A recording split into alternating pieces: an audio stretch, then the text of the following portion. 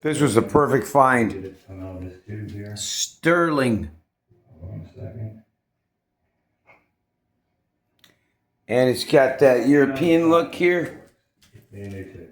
Just a little tiny hole there, that's about it. And it's the elongated version. So it's kind of like the kind you might see at Walmart or something like that. See how long that is? Also happens to be about just under a quarter inch wider. But that's not what we're talking about today. All right, so here's a C4. This is for all 88 to 96 Corvettes. This is the motor here. First thing you're going to do, if you look at from the top here, I see the bottom because there's a top there. But anyway, whatever. You look at it from this position. Okay? You see a little tiny pin in there. In fact, I don't know why I always change my voice when I'm making these freaking videos. There's really no reason. I was trying to show you the freaking little bull baloney. Oh, I know where it is. Anyway, come on, you little sucker. I'm trying to show you the pin. Well, this pin is actually hollow.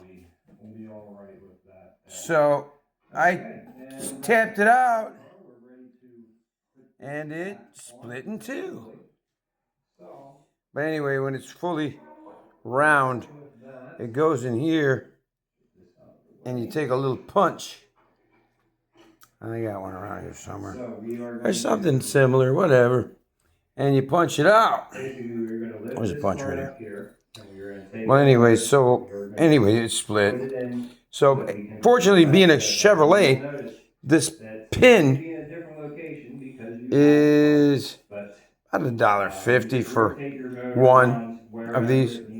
So I bought 3, just in case the passenger side one snaps too. You know, it's in 1996. I mean, maybe, heat and cold cycles, humidity and everything else. So, it happens. And when you take that out first, ping, ping, ping, you pop it out. It'll fall down here. Nothing to be afraid of. Get it out of there. No big deal. Well, prior to that, you're going to disconnect. No, prior to that, you're going to disconnect this harness. This is a 96, okay? That way you can get this headlight away from the car. And prior to that, you're going to take out 4 bolts. 1, 2, see where that motor is? Part of the headlight. And over here, 3, 4, that's all it is. Once you have that disconnected, you can drop the headlight assembly out of there. And prior to all that, they didn't mention that on this video. I don't want to copyright anything, but they didn't mention that on this video. Anytime you're working with electric at any time, for any reason, for any length of time, before you disconnect that, make sure that you disconnect your battery. Most of us know that here in the Elgin area. Anybody around here would know that you have to disconnect your battery first. Because if you don't disconnect your battery, suddenly you put everything back together like you're the king of the world. And here we go. You got a freaking computer sign on there telling you something about electricity. Disconnect the battery before you disconnect this harness. While you have it out, what did I use? I didn't use that. I used some Zymol on the entire plastic everywhere around here. I didn't get too wild on here, okay? I'm not like that exactly. But this is Zymol I've had for 20 years. It's good stuff. And I also tried this ceramic coating and all that other crap. But anyway, main thing is disconnect your battery. Okay? Disconnect the harness. Take these 4 bolts out. 1, 2, 3, 4. Make sure you have your cup of your hand underneath your headlamp, because when you take those bolts out, it's going to fall down onto your hand. You can even put the some kind of tape on around the edges of wherever you're, inclined to do that. I didn't do that myself. They're pretty tough cars. No problem. They're pretty stuff. It's no problem. No big deal. There's just a little dust down here. See? Maybe it's oh, you know what that is? It's a freaking mirror of the stuff you're seeing here. See that? So they're pretty good cars, tough cars. I believe this is called Sebring Silver. I could be wrong. Somebody correct me if I need to. I used to care about that a lot. With the Ford, I care about those. But it's been so long. I got a 71 Ford Mach 1. Red with the blacked out hood. Rear spoiler, 351 Cleveland. 4-speed Hurst shifter. Traction lock differential. And it came with traction bars, which I like. They look pretty cool. So I know that motor can be tuned up. Whoever did that probably had that 351 Cleveland singing. So I got a guy next door to the house on St. Charles Street. Man, that guy's good. He's got all the testers and everything else. He knows how to read all that smoke. And then he tunes up the car. So if anybody needs that, let me know. Man, he's gonna be. That's a dying, hobby that some people still know. What are we looking at here? Nothing. So after that all happens, what we talked about, very simple stuff. You're done. What's next? Now we're ready to go. Is this. This Torx right here. That's going to be this one right here. You see how big that is? These guys must have been Chinese because I believe they called it a long arm hex key set. But with the Star's Torx,